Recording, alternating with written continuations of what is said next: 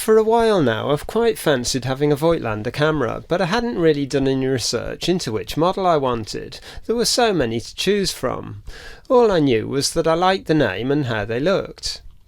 Anyway, one day I was at a vintage sale and there was a stall with several Voigtlanders, including a couple of Bessamatics and an Ultramatic. I liked how the Ultramatic looked, but it was a bit more money than I wanted to spend. One of the Bessamatics was the later CS model, which I liked the look of more, but in the end I settled for this early Bessamatic because it seemed to be in slightly better mechanical condition. As it happened, a friend bought the Bessamatic CS, so I ended up fixing that one for them anyway. I'll talk a bit about the repair process later in the video, but for now I'll look at the camera itself. The Bessamatic was first introduced in the late 1950s, and it came with a selenium exposure meter like mine. In the early 60s they introduced the Bessamatic Deluxe, which had a small periscope pointing down at the aperture ring and shutter speed ring, allowing you to see your settings through the viewfinder. A while after that they introduced the Bessamatic M, which didn't have a meter at all. And finally in the late 60s they introduced the Bessamatic CS, which is a really pretty version. It now has through-the-lens metering with a CDS cell located in the top of the viewfinder, and the battery for the meter is located behind the flap in front of the pentaprism.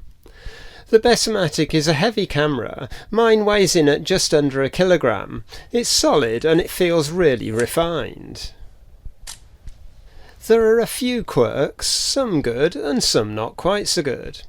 The fairly standard lens on the Bessamatic was this Colorscope X 50mm f2.8, which, like the other lenses in the range, has these depth of field indicators that move as you adjust the aperture. It's a nice feature, but it does add a bit of complexity to the lenses. What you won't have seen in that last clip is that I'm adjusting the aperture from this knob on the top of the camera rather than by turning the aperture ring itself. The shutter speed ring is more conventional and it's linked to the aperture, so the aperture ring moves as you adjust the shutter speed. This can get a bit fiddly when you're going from one end of the shutter speeds to the other because it runs out of range and has to rotate the knob on the top of the camera, which makes turning the shutter speed a bit harder.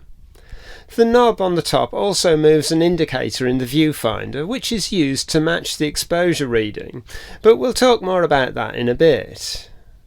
The lens is released by pressing this button at the bottom of the camera and rotating the lens anti-clockwise. The mount is a version of the DKL mount, also used on the Kodak Retina Reflex along with some other cameras. However, some little protrusions were added to the mount, so you can't fit lenses from the Retina Reflex to the Bessamatic. I believe it's this little section here.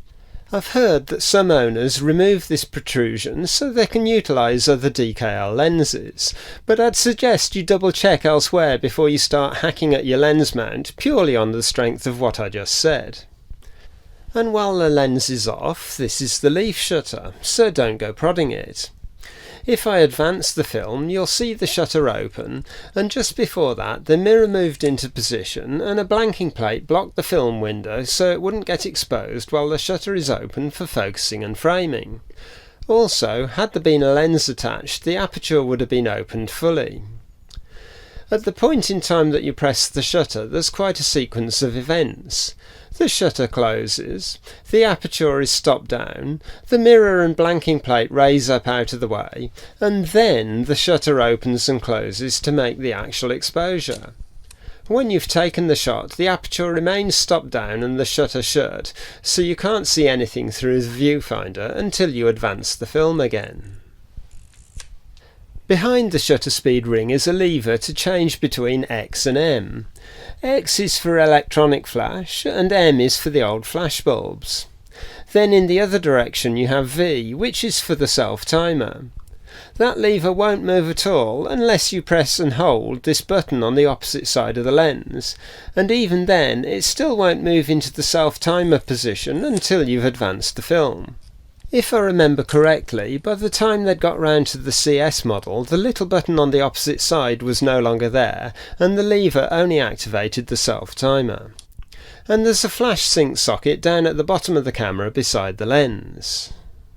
Moving to the top of the camera, you've got the film advancing lever, which has the longest travel of any camera in my collection, moving right round until it almost touches the shutter release button. In the centre of the advancing lever is an aide-memoire to remind you what film you have installed: black and white, daylight, and artificial light. The shutter release button has a really nice feel to it. It's reasonably stiff and there's not too much travel, so timing when you take the shot is pretty easy. It has the usual threaded section in the middle, allowing the attachment of a cable release. Lurking beside the advancing lever is the drive release lever, which is needed to rewind the film. This automatically returns to its default position when you advance the film again. Over on the other side is the aperture setting knob with the film speed settings on the top and a rewind knob in the centre. You can set your film speed by pulling back on this little button and rotating the dial until the dot lines up with the correct film speed. It's a little fiddly, but there's very little chance of accidentally knocking it when you put the camera in your bag. You then set your shutter speed first before either adjusting the aperture to your desired setting or looking through the viewfinder and adjusting the aperture until the meter needle is in the centre of the blob. The markings on the body here are correction markings for using filters. You would move the aperture to the correct setting as indicated by the exposure meter and then look at these little markings at the bottom of the aperture knob. Let's say you're using a filter with a filter factor of 2 times, then you look at whichever marking is in line with the dot and move it to the 2 position, and that's your exposure compensation done. The introduction of through-lens metering made this step unnecessary on more modern cameras. The rewind knob pops out to a convenient halfway position for rewinding, and then it pulls out all the way to remove the film. The frame counter is located beneath the advancing lever on the back of the camera. It's a countdown counter, so you have to set it before you install a film, and it's probably the most ridiculous thing about this camera. Let's say I'm using 24 exposure films, and I've just finished and removed a film. The counter will now be showing 0 or thereabouts, and I have to use this little knurled area in the middle of the drive shaft to wind the counter back until it reads 24. Plus 2 or 3, which will allow for the waste at the beginning of the film.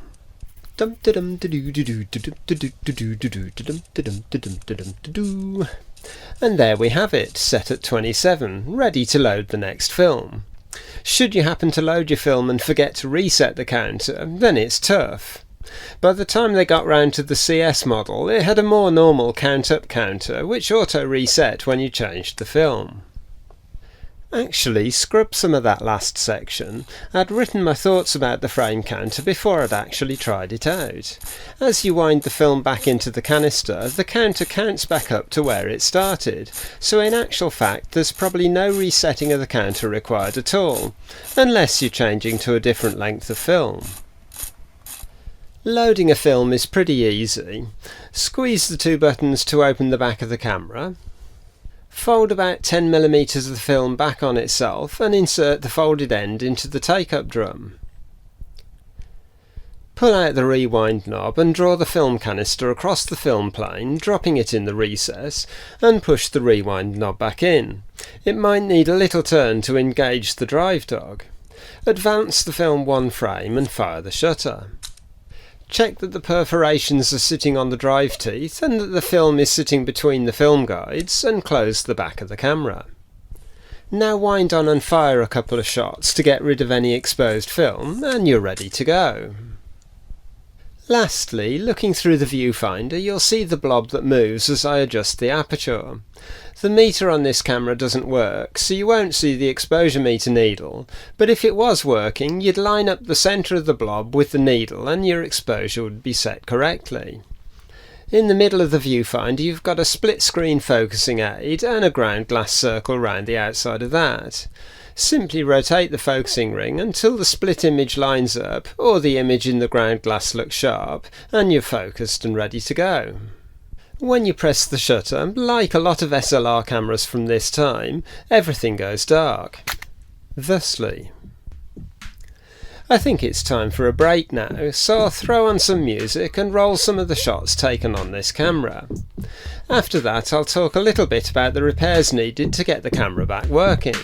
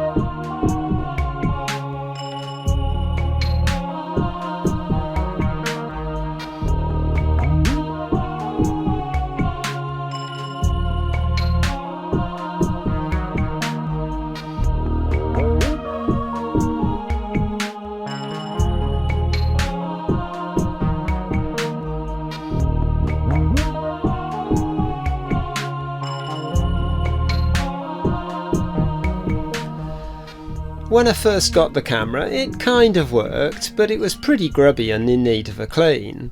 The shutter was dragging and slow, the aperture ring was tight to adjust, the speed ring felt very gritty, and the self-timer was predictably reluctant to work, so apart it came. The foam on top of the prism had decomposed, and as is often the case, decomposed rubber foam makes everything it's in contact with go rusty. I took the selenium cell out and tested it on a voltmeter. Only about 1/5 of its area was working, and if you covered that section then it created no voltage at all from the rest of the cell. The meter itself works fine, so if I ever stumble across a suitable cell I can fit that and then I'll have working exposure meter. After that it was a case of gradually stripping down the camera to remove the entire shutter assembly, lens mount and mirror box. Much of the apparent drag on the shutter was caused by other things rather than the shutter itself, although the blades did need a clean. This section here delays the triggering of the shutter until the mirror and the blanking plate have moved out of the way, but the rods and delay mechanism were dirty and slowing things down. Even more significant were some of the rings that should slide freely to control things like the stopping down of the lens. Several of these rings were oily and sticky, which in turn slowed down the rest of the firing sequence. The self-timer module, which is this one, and the shutter timer over here, both needed to come out for cleaning and re-oiling of the bearings. The shutter assembly isn't too bad to work on once you've got all the way into it. Anyway, once all that was done, the shutter was back working as it should do. All of the remaining moving components were cleaned and oiled, and the camera put back together ready for some film. The repair process on the CS was much the same, although the lens on that camera was in a bit of a state.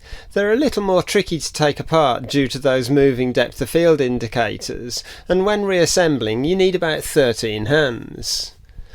The optics on that lens were also a bit second-hand, and I didn't want to give it back to my friend without testing it. The only DKL to micro four thirds adapters I could find at the time were coming from China, and I didn't want to wait that long, so I designed and 3D printed this adapter. Here are a few test shots taken on a digital camera body. The first couple were taken using the lens from the CS. It slightly lacks contrast and has a bit of a glow about the image, but both lenses perform well when stopped down. Definitely a lens worth playing with, both on film and on digital. Okay, I think it's time to roll some more of the shots taken on the Bessamatic before a quick summary.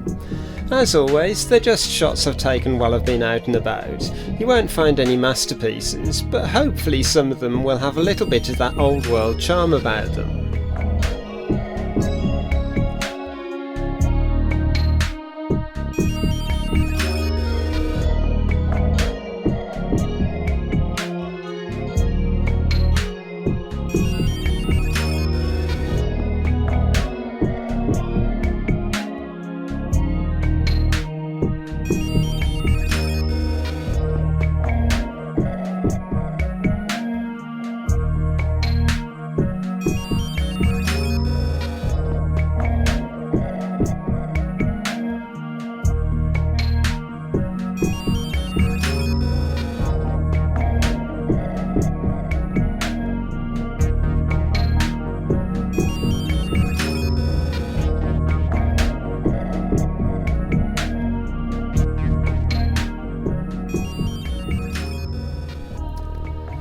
So how did I get on with the Bessamatic?